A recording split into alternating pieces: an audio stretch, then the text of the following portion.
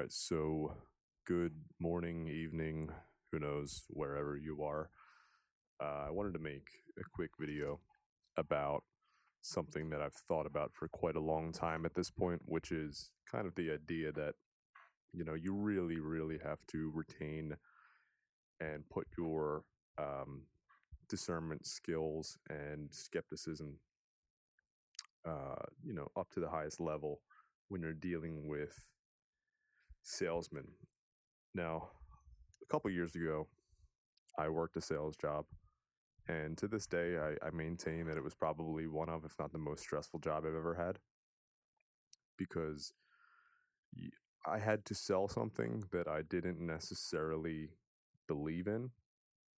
It was an expensive product, and they gave us a script. And basically, the script was 6, 7 pages long.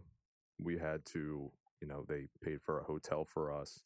We had to run through this script and learn it within 2 weeks and then do a presentation in front of the entire class at the end of the 2 weeks. And if you didn't do a good enough job, you got fired. I did the best out of anybody in that class. Not saying that, at least on the test, my presentation was maybe second or third best, but the test related to the knowledge of what we were selling, I did the best on. But once I got out into the field, I was a pretty terrible salesman. How that relates to what I'm about to say, I'm not sure, but maybe it'll spark in my mind in a minute. But I just wanted to give that context in case it becomes necessary later on as I'm speaking. So you can't underestimate how strongly passion can influence believability. And that is something that is crucial to understand because you can fall right into deception if somebody is presenting it well enough in order for you to believe that it's true. Um, I think this is a very common mechanism involved in why people become very willing to subscribe to religion without having any direct experience basis for the religions that they are now involving themselves with or believing in or shaping their worldviews around. Because if you get a preacher or whatever, a religious zealot, we'll just say, and they are emphatically talking about it, and they just seem to have an answer for everything, and they are very good at just being kind of compelling. I'm not really sure what fallacy this would be in relation to, like, logical fallacies, philosophy, argumentation, whatever, but it's still just something to keep in mind. Um, that's just because somebody is very outspoken about something or is able to present themselves well on it. They might be somebody who just seems to have an answer for everything. And because you don't have a particular response, that doesn't mean that they are telling the truth or that they know what the truth is or that they don't have bad intentions.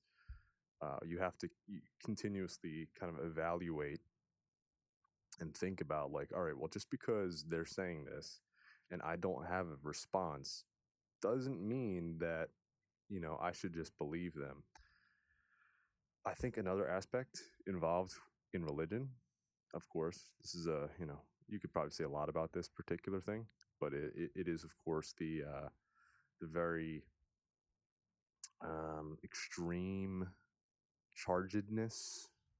I don't know if that's the best way to put that, but basically, kind of how, like, if you don't believe, you're going to go to hell type thing. I think that can trap you kind of into maybe believing it or at least being more receptive to it than you otherwise would have been from not only just a logical point of view, but also a just, does this really reflect kind of what I feel and know in my life, which I think is important.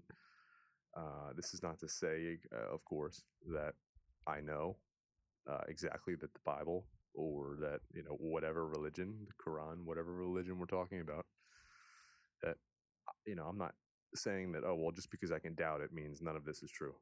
That's not the point that I'm trying to make here. The point is that You just need to be asking yourself these questions and doing the research yourself, and prioritizing direct experience when it is possible.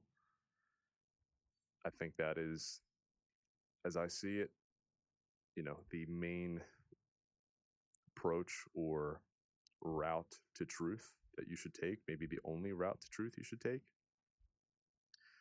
And yeah, that's just something I wanted to say. So, you got to be very careful.